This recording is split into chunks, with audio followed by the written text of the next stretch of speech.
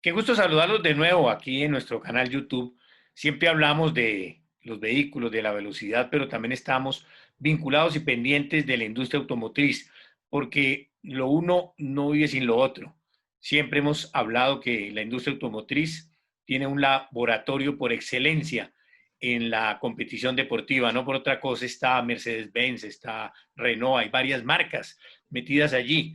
No porque les guste el deporte, no, porque así nació la industria automotriz, porque nació precisamente compitiendo entre ellos, tratando de desarrollar los productos, y la Fórmula Uno no es ni más ni menos que una guerra tecnológica en los mejores términos para obtener los mejores resultados.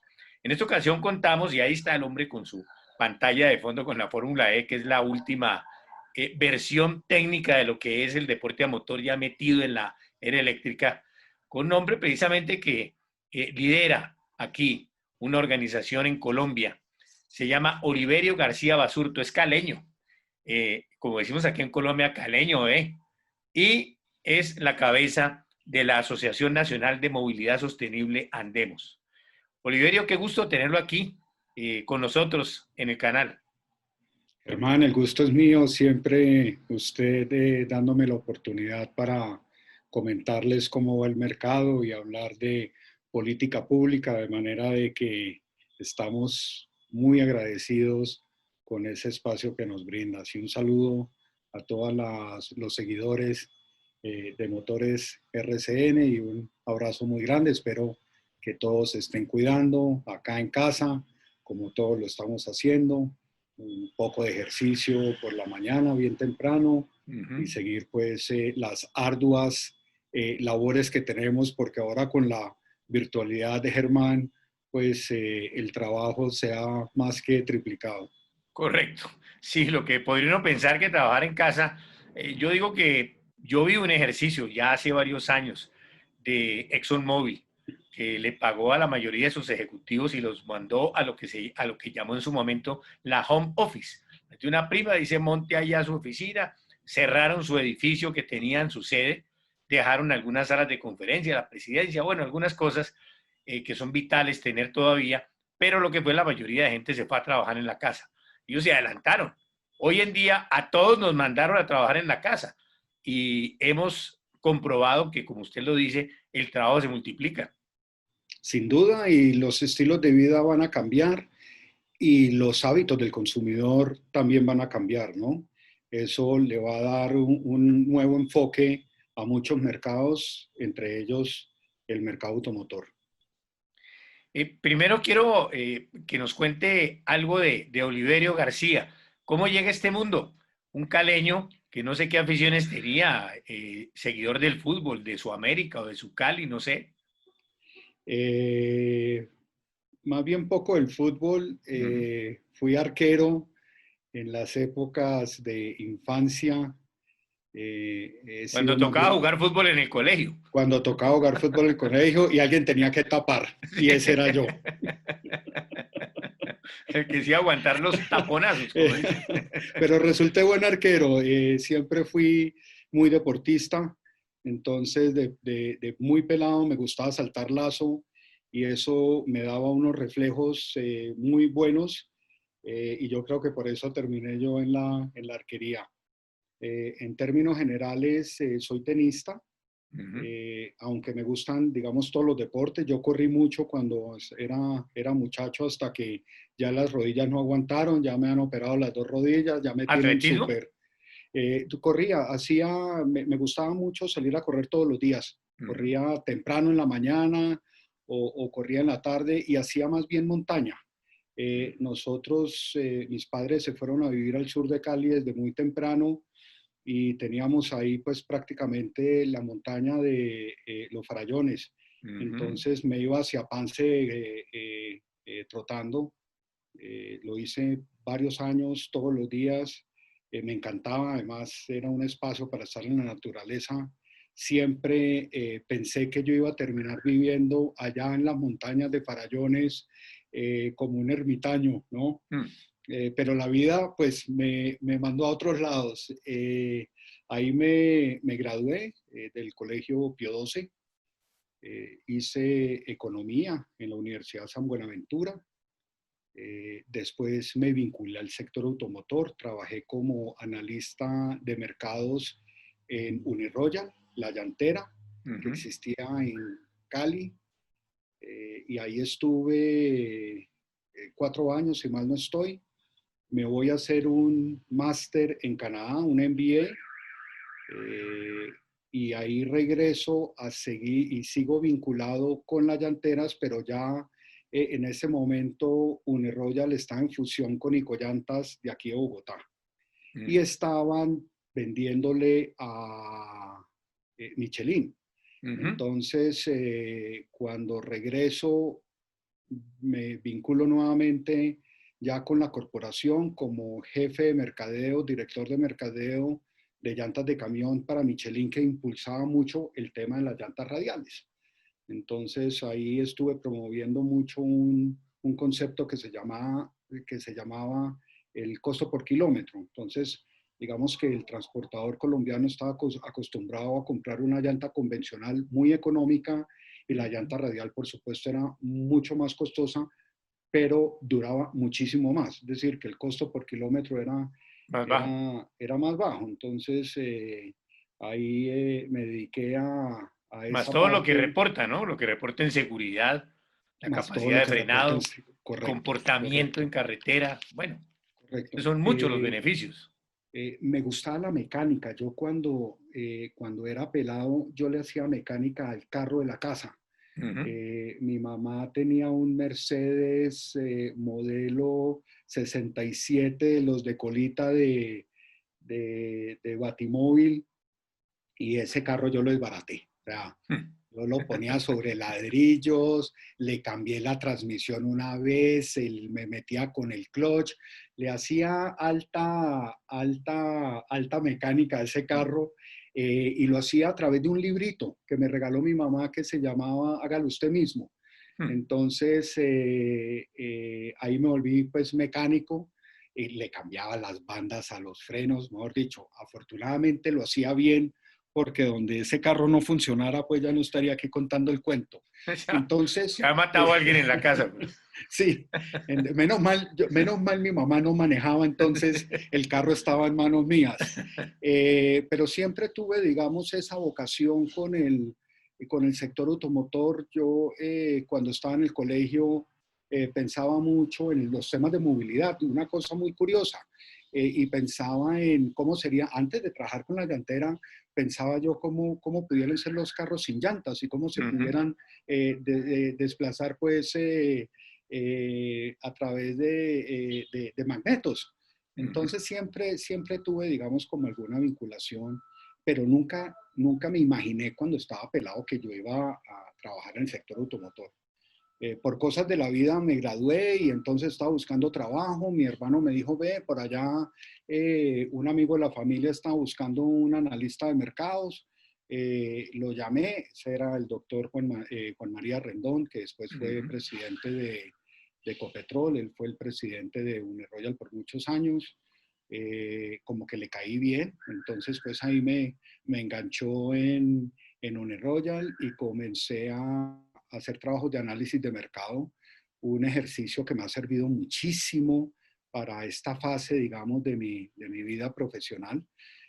Ya hago el máster, regreso, me quedo en Bogotá, y a través de un proceso de Headhunter me contratan para iniciar la operación de Volkswagen aquí en Colombia. Esto era una franquicia que tenía un alemán que vivía o vive en Estados Unidos, y comencé con la operación de Volkswagen por allá en el año 1994. Ahí Ujú. estuve 13 años desarrollando la red de Volkswagen aquí en Colombia. Aprendí muchísimo de distribución, aprendí muchísimo de los problemas que enfrenta el sector, las dificultades que enfrenta el sector. Un dato curioso importante es que durante esos 13 años, por allá a finales de la década de los 90, cuando se viene la crisis financiera, a mí me criticaban mucho los alemanes porque la participación de mercados de nosotros era muy pequeña y la Ujú. de los nacionales era, pues no, mejor dicho, cada vez era mayor. Entonces, ahí les comenté pues que teníamos algunas dificultades porque los nacionales tenían una ventaja con el IVA.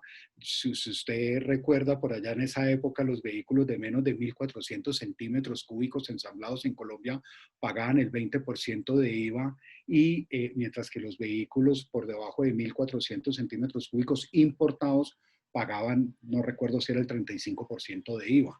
Entonces eso nos ponía en una franca desventaja con las motorizaciones pequeñas, que eran los vehículos de entrada al mercado. Entonces a los importados nos tocaba, digamos, competir con cilindradas más altas, con precios más altos, y obviamente el acceso al mercado era difícil. Entonces al que yo le reportaba las cifras en Alemania me dijo, no, pero ¿cómo así? Pero eso es que eso es un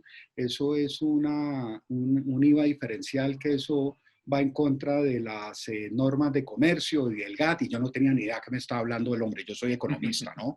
Entonces, el tipo me dijo, no, no, no, venga, elevemos esa consulta a la Comisión Europea.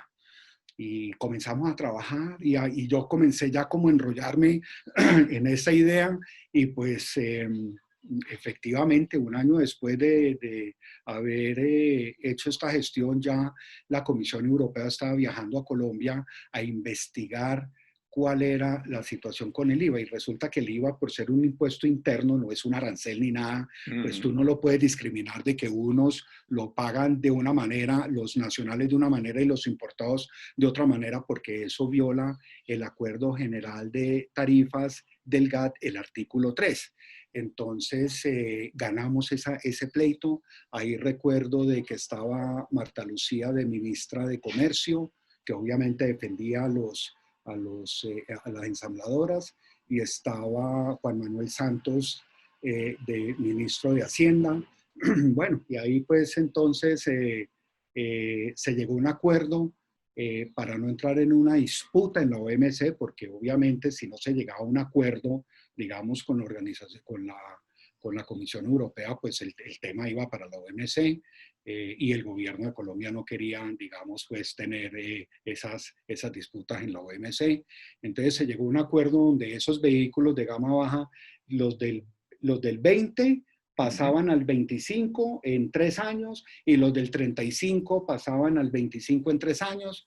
Después vino la reforma tributaria, no recuerdo de qué año, que fue la que unificó el IVA. Yo no sé si fue, no recuerdo esa reforma tributaria exactamente qué año fue, donde hay una unificación del IVA. Digamos que el cuento ya, digamos, ya hoy en día todos los vehículos pagan el mismo cuento. Pero este tema del IVA es importante porque aparece en la historia mía más adelante. Entonces, ahí digamos que yo comienzo a hacer algunos temas en política pública exitosos, y me vinculo a Volkswagen 13 años. Después de los 13 años, en enero del 2007, me retiro, o me retiran, y me dedico a la consultoría. No me duró mucho la consultoría. Bueno, lo mejor del cuento es que el primero que me contrató fue la fábrica Volkswagen para hacerle un estudio a ver de la viabilidad de poner una planta de ensamble aquí en Colombia. Hubo otra marca alemana que también me contactó para el mismo estudio. En esa época, mira, de que los fabricantes estaban en un proceso de expansión que lamentablemente no aprovechamos. Estaban en un proceso de expansión y estaban buscando sitios donde poner no megaplantas, sino plantas de ensamble más bien pequeñas, como las que tenemos en Colombia. Colombia no brindaba las oportunidades como brindaba, digamos, México, que tenía una política diferente, donde daba unos beneficios enormes a esas inversiones extranjeras para que aterrizaran en el país. Entonces, en septiembre del año 2007, después de yo ya haciendo consultoría, participaba en varias juntas directivas, llega un grupo de importadores y me dice: está arrancando el Tratado de Libre Comercio con Europa, y nos gustaría que alguien nos asesorara, porque siempre en estos tratados de libre comercio los importadores de vehículos salían trasquilados, más trasquilados que yo. Salíamos trasquilados de los acuerdos. Se consideraba, digamos, el sector automotor, que no es la industria más grande o no era la industria más grande que tenía Colombia en ese entonces, pero digamos que lo trataban como, y aún lo siguen tratando, como un producto sensible en la canasta de negociación, y siempre nos mandaban pues digamos, los últimos en negociar, porque es el apetito, digamos, de aquellos países con los que estamos negociando que sí son muy fuertes o tienen una industria automotriz muy fuerte, entonces siempre guardan esa cartica para lo último en el cuento y negociar contra lo que haya que negociar, pues. Entonces, comienzo, digamos, en esta gestión, estamos en septiembre. La primera ronda de negociaciones, recuerdo que la tuvimos en el Hotel La Fontana, eh, creo que fue en octubre. La segunda ronda de negociación la tuvimos en Bruselas. Yo ya, digamos que yo soy muy, como muy inquieto y muy proactivo algunas veces. Entonces, digamos que yo cuando viajo a Bruselas, me voy con una agenda muy completa para contactar a los fabricantes de allá y a las asociaciones de allá para decirles, aquí tienen a su partner, ya, tenemos los mismos intereses, trabajemos juntos. Entonces, yo me conseguí una cita con los señores de ASEA, que es la Asociación de Fabricantes de Vehículos Europeos, la comunitaria, la que está en Bruselas. Entonces me reúno allá con un señor que se llama Eric Bergelin, un francés que trabajó en Renault, y el tipo me dice, bueno, ¿y usted quién es? Y le dije, no, pues yo soy un consultor que estoy asesorando un grupo de empresas importadoras de marcas europeas y tenemos interés en participar en las negociaciones de una manera activa. Entonces el tipo me dice, bueno, ¿y ustedes no tienen asociación? Y le dije, pues tenemos una, pero lamentablemente pues no funciona muy bien con estos temas de tratados de libre comercio porque siempre el resultado pues no es como muy satisfactorio para nosotros. Entonces el tipo me dice, pues si quiere que le paremos bolas acá, yo creo que usted necesita tener una asociación. Entonces me monto al avión, me devuelvo para acá, me reúno con mis clientes y les digo, y les dije, mire, necesitamos tener una asociación, porque si no, no nos van a parar bolas allá. Y no solamente necesitamos una asociación en Colombia, sino que en ese momento la asociación era bloque a bloque y el tipo me dijo, y si puede hacer una asociación, digamos, regional, mejor. Entonces, entonces me reúno con ellos y nace la idea de tener una asociación. ¿Qué nombre le ponemos? Uno de ellos mencionó, creo que fue don Federico Feinschneider, dijo, ¿y qué pasó con Andemos? Y curiosamente, Germán, yo conocí a Andemos, porque cuando yo era analista de mercados, Andemos publicaba, que fue fundada en 1947, publicaba unos estadísticas del sector automotor, que era una información que extraían del Ministerio de Transporte. El Andemos de ese entonces, que terminó de operar a mediados de la década de los 80, el Andemos de ese entonces pues era un constructor de política pública. Entonces me voy yo para la Cámara de Comercio a ver qué había pasado con Andemos y resulta que Andemos estaba vigente pero inactiva.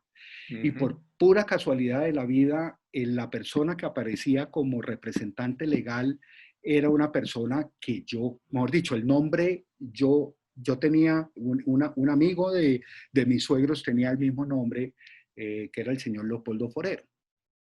Entonces me le acerco yo a Leopoldo Forero y le dije, y le pregunto, ¿usted fue el director de Andemos? Y me dijo, sí, yo fui el director de Andemos. Entonces le dije, no, pues firme aquí, renuncie usted como representante legal y ahí nació Andemos. Entonces yo me pongo como representante legal, arrancamos con este pequeño, eran como 4 empresas, 4 clientes que yo tenía.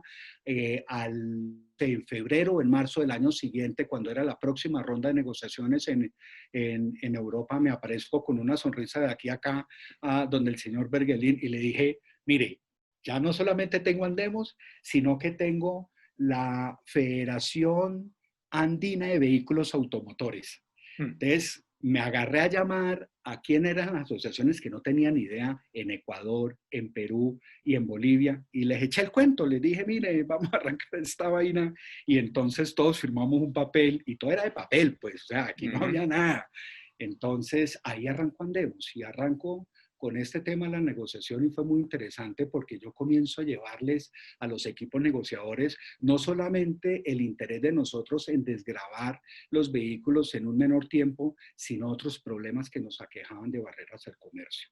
Y Ujú. ahí comienzo yo a interactuar y a conocer a mucha gente, a los fabricantes, y comenzaron, digamos, a tener muchísimo interés en las actividades de Andemos. Y llega uno de ellos, me voy para BMW, me reúno eso fue creo que en Múnich, y me reúno con un muchacho que manejaba asuntos de gobierno. Y entonces yo cuando yo comenzaba a hablar de quién era yo, pues les echaba el cuento del IVA, pues porque era Ujú. lo más cercano que yo había tenido como experiencia en materia de política pública. Y el tipo llega y me dice, yo conozco ese caso. Y yo, ¿cómo así? Me dijo, sí, yo conozco ese caso porque ha sido el único caso donde la Comisión Europea ha tenido un éxito en el sector automotor a nivel mundial. Y entonces, bueno, ahí hice muchos amigos, Germán. Eso sirvió para un tema muy importante, y es algo con que posicionó muy bien Andemos, y es que como teníamos tan poco peso acá, pero teníamos una gran influencia con las marcas que presionaban a sus gobiernos, que y a su vez presionaban a las embajadas de acá, y comienzo yo a construir la política pública con las uñas. Es decir, era lo único que teníamos para construir política pública. Y y yo comienzo a aprender de muchas cosas, digamos, en materia de política pública, en el manejo, diseño, digamos, una metodología de trabajo de que yo ya sabía, digamos, cómo mover digamos, las sensibilidades acá, y era haciendo la vuelta por afuera. Y eso, digamos, que lo apliqué mucho. En esa negociación no solamente conseguimos unos menores plazos de desgravación para los vehículos de origen europeo, sino que hubo dos temas interesantísimos que yo llevé a la mesa de negociaciones, y que sin ser parte, digamos, del paquete de negociaciones, sí salieron, digamos, como unas cartas que comprometieron a Colombia. Uno fue la eliminación de una disposición de un decreto que había para llevar las mezclas de los vehículos a 85% de etanol de manera obligatoria. Eso fue una disposición que, si mal no recuerdo, salió en el 2009, decreto resolución 1135 o 1185, no recuerdo. Y la otra era que para los vehículos importados, los saldos de vehículos de producción del año pasado tenían los importadores o las marcas 60 días del año siguiente para matricularlos. Entonces, imagínense, todos esos inventarios tocaba automatricularlos para ya venderlos pues con placas, y pues entonces pues muchas veces pues el color no coincidía con la placa, o la placa con el día de pico y placa, y bueno, entonces eso era un rollo para nosotros. Y ahí conseguí que la Unión Europea pidiera le hiciera dos exigencias a Colombia: que eliminara lo del E85, cosa que lo hicimos. Entonces eso nos llevó a trabajar de la mano con el gobierno, porque obviamente si esas condiciones no se daban, pues se demoraba, digamos, o no se daba la firma del Tratado de Libre Comercio, y los europeos fueron muy claros. Entonces eso nos pone ya en un plano de un mayor acercamiento al gobierno para buscarle solución a estas situaciones. Y el otro, el que era de ley, el de la matrícula de los vehículos, lo conseguimos en un Plan Nacional de Desarrollo, creo que fue en el año 2012. Entonces, comenzamos a tener éxitos. Ya comienza, digamos, a levantar el interés de otras marcas de lo que estábamos haciendo. Se comienzan a vincular las otras marcas, y ya comenzamos a trabajar en política pública. Pero una cosa muy interesante es que cuando uno comienza y mira y hace un análisis del sector automotor en Colombia, pues este es un sector, primero que un sector desmotorizado, es decir, o submotorizado. Aquí, Ujú. por más de que digamos de que hay muchos carros, en realidad el índice de motorización de Colombia, de los vehículos que tenemos en el parque automotor, es muy pequeño frente a otros países de la región y frente al mundo. Entonces uno se pone, digamos, a analizar esa situación de por qué los índices de motorización en Colombia son más bajos, y después de mucho análisis contratamos un estudio muy importante con FEDesarrollo. Yo no sé si usted se acuerda que lo lanzamos por allá en el año 2014, y entonces ahí ya comienza, digamos, a salir algunos temas a flote, y sale el tema de la obsolescencia del parque automotor colombiano. Es un parque que no solamente es pequeño, sino que es viejo, y entonces, claro, en la medida, ¿y por qué se da la obsolescencia? Porque la vida útil de un vehículo en Colombia es muy largo, y al tener una vida útil, pues el parque no rota tanto, y eso explica por qué tenemos unos índices de motorización tan bajos. Y ahí comenzamos, digamos, ya a entender más la película, porque había otra cosa, es que siempre nos asocian con todo lo malo del sector automotor, con la congestión vehicular, con las emisiones contaminantes, y resulta de que cuando uno profundiza en esos análisis, se da cuenta de que el problema ambiental que tenemos nosotros, pues se deriva de los vehículos viejos. Entonces, y eso tiene unas externalidades negativas muy fuertes, ¿no? El Plan Nacional de Desarrollo tiene unas cifras pues bastante alarmantes sobre ese tema.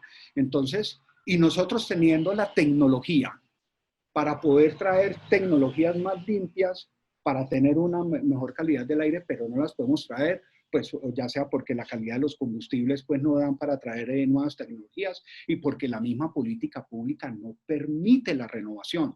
Tienes un impuesto vehicular pues que está basado en el precio del vehículo, y no en, digamos, en la externalidad que genera como las emisiones, como se tasa, digamos, el impuesto en Europa.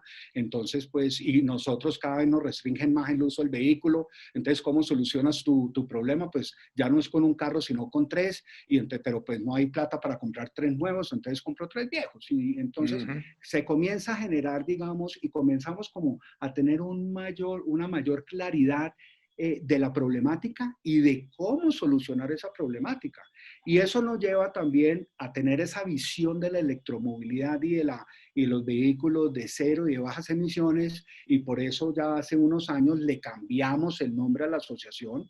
Se la cambiamos de Asociación Colombiana de Vehículos Automotores a Asociación Nacional de Movilidad Sostenible, que entre otras cosas calza con las siglas de Andemos, y comenzamos a trabajar. Y hoy en día, digamos, los resultados pues son pues muy positivos, diría yo. Hoy estamos, digamos, muy comprometidos con la agenda de movilidad. Tres pilares fundamentales marcan nuestra razón de ser desde hace 3 años. Uno es mejorar la calidad de vida de los colombianos. Dos, mejorar la productividad del país a través de una modernización del parque automotor. Y tres, buscar prosperidad para todos. Entonces, digamos que bajo esos tres fundamentales es que nosotros estamos orientando nuestra política pública hoy en día. Y bueno, ya te puedo comentar de que recientemente se nos vincula Renault y Kia en Andemos. Qué bueno. Kia vuelve, Renault es la primera ensambladora, y siempre, digamos, que hemos tenido los estatutos abiertos para que las ensambladoras ingresen a la asociación, y pues yo creo que estamos haciendo la tarea, doctor Germán. Esa es la historia, porque estoy aquí. Bueno, ahora yo lo voy a invitar a que veamos pues, unos informes que ustedes producen. Es precisamente lo que está pasando en el mercado. Y aquí, pues quiero entrar directamente. Pero, Oliverio, ustedes también son muy cuidadosos en mantener una información de cómo es el comportamiento del mercado. Y aquí en este cuadro que ustedes envían, pues nos remitimos al informe en el cierre de julio, donde producto de la pandemia, pues venimos con unos negativos, pero que empiezan a mostrar una recuperación. Vemos claramente en vehículos que tenemos un menos 37.6%. En las marcas premium, que ustedes las discriminan, un menos 29, o sea, menos afectadas. En motos, un menos 26, todavía menos afectadas, que pareciera que son las más favorecidas a ese nivel, pero hay unos que sí marcan positivos y que siguen marcando positivos, y Colombia pues en este momento es líder en Latinoamérica en el tema de los eléctricos y aquí se ratifica. En época de pandemia solamente tuvimos un mes, un menos 97.4, pero después esto se recuperó de tal forma 176, 107% y ya vamos en el 82.2% en el acumulado de año. Así es. Ujú. Sí, ¿Qué efectivamente. lectura le da y desde Andemos, pues cómo ven esta recuperación del mercado y hacia dónde estamos apuntando? Le hace falta un cuadrito, es el de segmentos, y si quiere lo presentamos y ahí ya le Ajá, cuento un poco, está un poco más abajo el de segmentos ahí. segmentos vehículos. Y vemos también cómo camiones Uh se ha -huh. venido recuperando, inclusive con crecimientos frente al mismo mes del año pasado. Mira, Germán, muchas gracias. Sí, efectivamente ha habido una recuperación del sector automotor. Cuando se vino el cierre en abril, nosotros como asociación, pues la tarea era eh, buscar los mecanismos para ver cómo se iba a restablecer la economía. Es decir, todo comenzó a desbaratarse. Uh -huh. Haga de cuenta, Germán, que esto es como cuando usted va en una autopista de alta velocidad y el carro que va liderando o el que va de primero pega un frenazo porque se le atravesó el coronavirus y de ahí para atrás, pues todos se desembocan contra el parachoques del que está al frente, entonces, y crea un caos. Lo que hace el Sí. coronavirus es algo similar, genera un desastre, rompe las cadenas de valor. Todo lo que hemos hecho, digamos, en materia económica, que es integrar, globalizar, y eso es una industria muy globalizada, pues se rompe, los países se cierran, eh, y no solamente los países se cierran, sino que las economías dentro de esos países se cierran también. Uh -huh. Y comienza, digamos, a presentarse pues una situación contraria a lo normal, ¿no? El, el transporte cambia, el transporte masivo pues que veníamos impulsándolo como la solución, digamos, de movilidad, pues deja de ser la solución, Uh -huh. y todo cambia. Nos mandan a la casa, los hábitos cambian, le sale uno pancita, eh, muchas cosas cambian. Entonces, nosotros entendemos muy rápidamente esa realidad, desempolvamos inclusive el estudio de desarrollo, un estudio donde nos muestra cómo se engrana el sector automotor, cómo engrana, digamos, a los otros sectores. Comenzamos a estudiar el tema, pues sabemos de que pues, aquí las exportaciones no van a salvar a los países en época de pandemia porque básicamente las economías están cerradas. Correcto. Entonces nos toca buscar unos mecanismos de cómo vamos a resolver esto nosotros acá. Uh -huh. El estudio de Fedesarrollo nos da unas luces de ese engranaje, cómo se puede ir engranando la economía. Comienzas tú a analizar, digamos, las diferentes situaciones. Un parque automotor donde el 84% son vehículos particulares, una opción de transportarse donde ofrece una manera segura y responsable de hacerlo, Uh -huh. un sector que genera engranado 52 billones de pesos en valores agregados, que de esos 52 billones de pesos, 18% se van para recaudos en impuestos. Entonces, bueno, digamos que comenzamos a formular posiciones frente al gobierno de cómo debería de ser, de acuerdo a nuestra perspectiva, esa reactivación. Formulamos, digamos, una estrategia, decimos el sector automotor tiene que entrar en la jugada muy rápido porque lo puede comenzar a reactivar. La gente necesita movilizarse, tanto los exceptuados como los no exceptuados. No podemos cerrar el acceso al servicio a los vehículos que están transportando los bienes exceptuados, pues porque entonces comienzan a hacerle mecánica, como hacía yo cuando era pelado, y eso pues incurre, digamos, en unos riesgos importantes. Entonces, ya comenzamos, digamos, a mandarle varias cartas al presidente diciéndole, pues, nuestras opiniones, nuestras recomendaciones, unas se dieron, otras no se dieron. Muchos gremios, obviamente, también empujando por sus lados. Y logramos, digamos, de que el sector automotor fueran de las primeras actividades que se declaran, digamos, en operación cuando comenzamos a salir de la pandemia, y las cifras lo están mostrando. Teníamos un lote de vehículos que habían quedado pendientes de matricularse en marzo. Nosotros le calculábamos unos 8.900 vehículos, era lo que decían nuestros informes, y unos créditos ya aprobados, dispuestos ya al banco listo para soltarlos ante un sector completamente ilíquido, pues que sediento de esos recursos. Entonces comenzamos a presionar el tema de las matrículas, también, bueno, por lo menos déjenos matricular esos vehículos que están ahí, pues para que les entre liquidez. Y comenzamos entonces a, digamos, como a forjar el nuevo programa, digamos, en época de pandemia.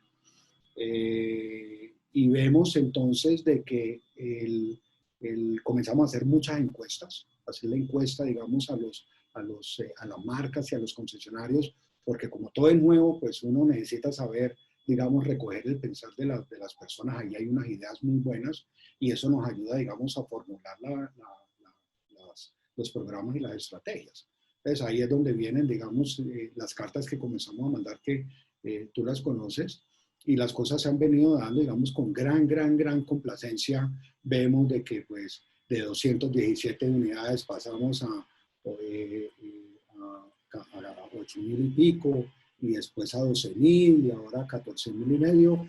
Esas 14.500, inclusive, en la última encuesta que hacemos nosotros a finales de junio, preguntándole qué expectativas tenían sobre las ventas de julio dentro de nuestros modelos, nosotros teníamos 14.900. Yo estaba un poco temeroso de que iba a ser menos por el tema de los cierres. Entonces, digamos que creemos de que sí se puede generar una reactivación importante de la economía alrededor del uso del vehículo. Y es, digamos, aquí tenemos que operar por donde el virus nos deja operar. Claro. Y si la movilidad individual, pues, mire, motos. Y si la movilidad individual, pues, es lo que le funciona, pues eso es lo que tenemos que promover. Esto lo estoy diciendo también porque esos segmentos que están registrando crecimientos importantes frente al año pasado, como es cero bajas emisiones, camiones pesados. Y en tiempo de pandemia, ¿no? Y en tiempo de pandemia. Es una estadística que no es comparable, porque a veces uno ve que se presentan cifras comparando el año pasado con este y no son comparables. No, correcto. Aquí está creciendo frente a meses del año pasado donde pues eran normales. Entonces, eso sí es anormal.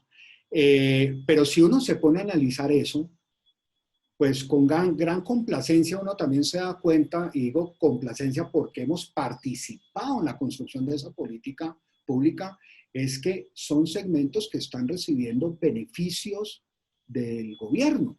Los vehículos eléctricos e híbridos, gracias a lo que hicimos en la reforma tributaria, Andemos hizo en la reforma tributaria, que fue proponer la exoneración, exclusión del IVA, pues terminó en el 5%, pero nos damos por bien servidos. Ahí claramente, digamos que hay un beneficio, hay un beneficio fiscal, y por el otro lado también participamos activamente en el tema de los aranceles para que se restaurara ese beneficio que venía, digamos, de años anteriores y que terminó en el 2007, en el 2017, y logramos que se restableciera.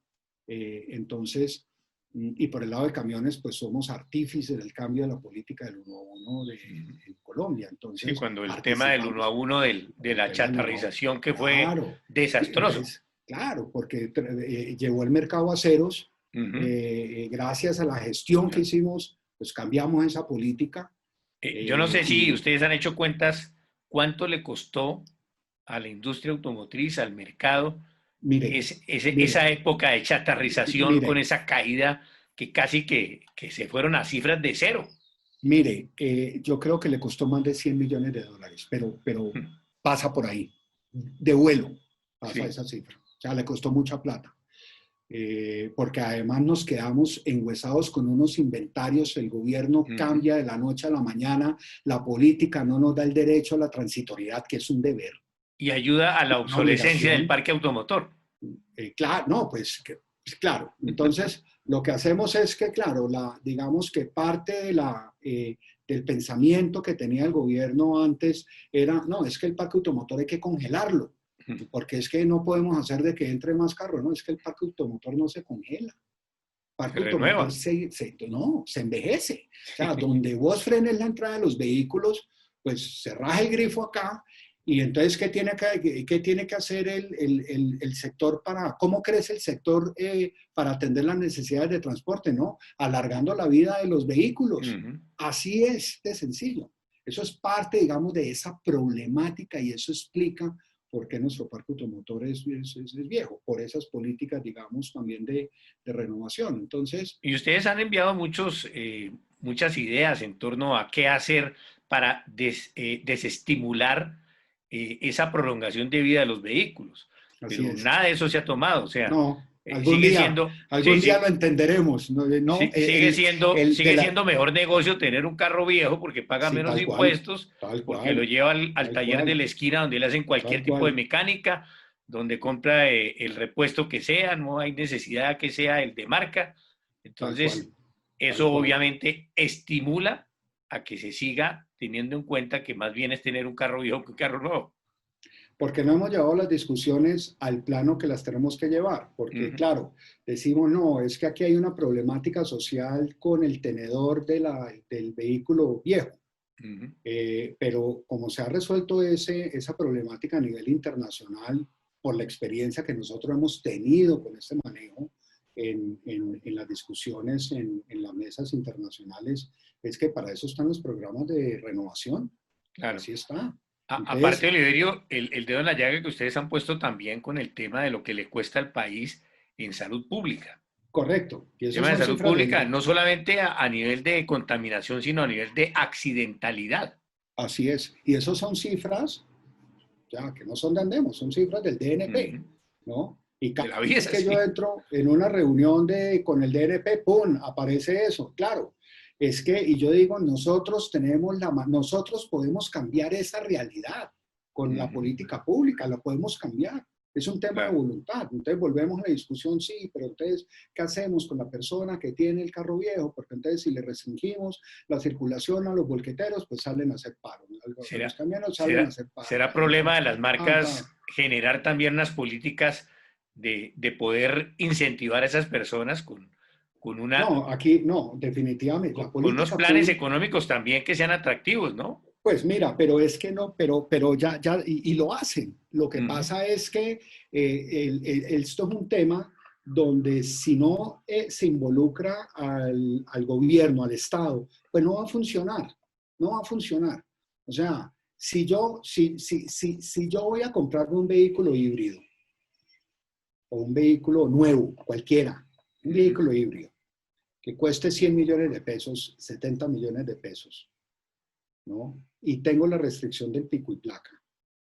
Y tengo la opción de comprarme uno de 20 años o de 10 años con 150.000 kilómetros y vale 20 millones de pesos. Ujú. Y necesito resolver mi problema de movilidad, pues ahí está, pues yo voy y busco la opción, digamos, más conveniente económicamente. Y a todos los Y niveles, así, no solamente movilidad, sino también mover mi mercancía. claro. Pero si Necesito llegar a mis entonces, clientes. claro, pero si tú pones una política, por ejemplo, como debería ser la del pico y placa, Ujú. de que es por edad del Antigüedad. vehículo y no por número de dígito, pues ya la gente dice, ah, buen pico, es que Claro. yo sí necesito de circular todos los días. Ah, bueno, entonces compres un vehículo de menos de 10 años y vamos descartando, digamos, vamos haciéndole FO a lo que le tenemos que hacer FO, que es a los vehículos viejos. Ujú. ¿No? Porque son los que están generando una externalidad negativa importante. ¿Qué hacemos con esas personas que no pueden acceder o no tienen que comprar un vehículo nuevo? Pueden comprar Claro. un vehículo seminuevo. Ujú. Pero cuando llevemos el plano, digamos, al ámbito del impacto social, eso pues va a cambiar la política pública en este país. Pero si Y estamos, ahí están digamos, dándole, ustedes, ahí están y ahí, andemos, produciendo las ideas, mandando las cartas, empujando, a ver así si en es. algún momento, pues, Pe- pe- porcentualmente Pero, ganan más en la pero, aceptación mire, de esas ideas que ya han logrado, ¿no? correcto. Esto, mire, este oficio, con los 14 años que tengo aquí de experiencia, es que usted tiene que martillar todos los días. Si usted deja de martillar, pues se perdió. Lo que pasa es que a Y veces ahí, saca usted el martillo y de pronto le cae a callos que incomodan y eso entonces sí, no se claro, pero dan. entonces usted ya sabe que tiene que meterse en otro cuarto, martillar allá para no hacer tanto ruido, hermano. Así es, Sí, así la es. bendita corrupción que aparece por todo lado y que se atraviesa No, y no cuando están de solamente por eso, medio sino, vida de colombianos, claro, ¿no? claro, pero no solo, claro, puede ser corrupción, pero también es porque están saliendo a defender otros intereses, Ujú. ¿no? Que también es Entonces, corrupción, porque es que hay que sí, pensar en bueno, el bien común, o sea, de acuerdo. siempre que Ese es el tengamos la tema, premisa del bien común, todos vamos a ir por el mismo lado. ese es el tema, Pero si el ese es el interés es tema. particular, pues difícilmente nos podemos encontrar en el camino, porque Por cada eso quien va a andemos de tomar ese su giro. ruta. Andemos de un giro muy importante, digamos, cuando se convierte en la Asociación Nacional de Movilidad Sostenible y pone, digamos, al frente esos tres fundamentales que te digo. Uno de ellos es mejorar la calidad de vida de los colombianos. Ujú. Nosotros con la tecnología podemos aportar a ese mejoramiento trayendo tecnologías nuevas. Ahora lo que necesitamos es que Ecopetrol nos dé un combustible más limpio para poder traer esas tecnologías, que la política pública incentive la tenencia de esas tecnologías. Entonces ya comienza, digamos, uno a desarrollar la política pública. Pero mire lo interesante cuando vemos esas cifras y vemos ese par de segmentos que están creciendo frente al año anterior, respondiendo frente a unos beneficios fiscales que está dando el Estado. Muy bien. Entonces, ¿por qué no convertimos esos beneficios fiscales a todos esos vehículos de manera temporal para dar para generar un engranaje a todos esos subsectores que mueve el sector automotor, como es la Ujú. industria, de vehículos y de piezas, el comercio de vehículos y de piezas, y no estoy hablando solamente del comercio local, sino que estamos hablando de comercio exterior, cuando miramos todos esos bienes complementarios que giran alrededor del vehículo, consumo de combustible, los pagos de impuestos, los seguros, todo lo que gira alrededor del vehículo, los peajes, toda esa actividad que hay alrededor de un vehículo que es muy importante. Entonces comenzamos nosotros desde lo interior, desde lo local, sin depender, digamos, de exportaciones ni de nada, sino a crear una actividad, digamos, que va muy focalizada, muy sectorizada y que tiene, digamos, un ámbito nacional. Entonces ya comienza uno a construir la política pública en esta época de pandemia.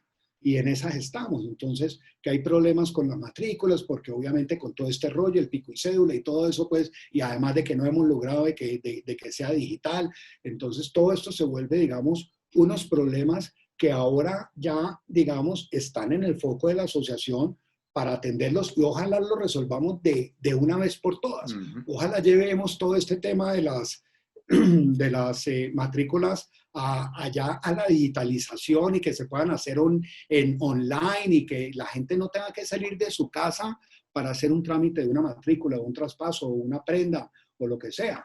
Ujú. Buscar acercamientos con el sector financiero, muy importante, porque obviamente ahora todo el mundo se pone mosca y entonces pues ya el crédito pues ya es con doble chequeada pues de lupa a ver a quién le están prestando plata, entonces hay que buscar unas alianzas con el sector financiero y todo ese mundo, digamos, de la digitalización, ya vienen las plataformas, ya los vehículos no se venden como se venden antes, entonces viene todo un impulso muy importante, pero yo quiero volver, digamos, a ese tema de esos beneficios que le han dado, que hoy reciben esos segmentos y que los podemos extrapolar a los otros segmentos para generar una dinámica interesantísima. Aquí podemos hacer un cambio interesantísimo de la manera como venimos haciendo la política pública en Colombia y dar un giro pero y caer parados, ¿no? Ujú, Porque sabemos de que aquí las cifras lo que nos están diciendo es, hay demanda, que ujú. está todavía lejos, digamos, de las cifras que uno está esperando, pero hay demanda, hay Porque con seguimos en el qué. problema.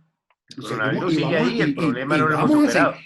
Y vamos a seguir en el problema. Entonces, esto es un tema también de con las alcaldías que vayan entendiendo, digamos, la importancia de que esto no es cerrando la economía que se resuelve el problema, porque si no nos va a matar el coronavirus, nos va a matar la Nos vamos a ansiedad, morir la de hambre. depresión, nos vamos a morir de hambre, de desespero, de angustia, nos vamos a quedar sin empleos. Entonces, esto tiene que ser un tema de ver cómo aprendemos a vivir con el virus y de una manera responsable. Sí, Ese es el cuento. Y ya se creo han que lo perdido podemos muchos hacer. empleos. Se ha perdido por todo Mm. lado, por todo lado. Bueno, Oliverio, pues ha sido usted muy amable y creo que aquí tenemos mucha tela para cortar y por ello pues le voy a de una vez extender la invitación para que nos acompañe una vez más y hablemos la próxima vez de todo lo que ustedes han analizado en cuanto a ese nuevo comportamiento de los consumidores, porque eso nos da una visión de cómo se está transformando, sobre todo en esa parte de los consumidores, el mercado de la industria automotriz, por lo menos aquí en Colombia, que no es muy diferente de cualquier parte del mundo porque por primera vez tenemos un problema común. El COVID-19 nos llegó a todos. Entonces, en todo el mundo estamos afrontando la misma situación. De nuevo, muchas gracias, Oliverio, por estar aquí con nosotros. Muchísimas gracias, Juan, por la invitación y claro que sí, con el mayor cariño y amor atenderé la llamada para la próxima reunión. Muchísimas gracias. Ustedes recuerden que también tendremos nuestra emisión de Motores RCN de lunes a viernes en horario colombiano a partir de las 6:05 de la tarde, que se puede escuchar en cualquier parte del mundo en www.antena2.com.co, los sábados a las 2 de la tarde en www.rcnmundo.com. Y siempre aquí con temas que tienen ruedas, que suenan, con motores, no solamente el deporte a motor, sino también la industria automotriz. Hoy con Oliverio García Basurto, presidente de Andemos, la Asociación Nacional de Movilidad Sostenible. Un gusto haber estado con ustedes. Chao.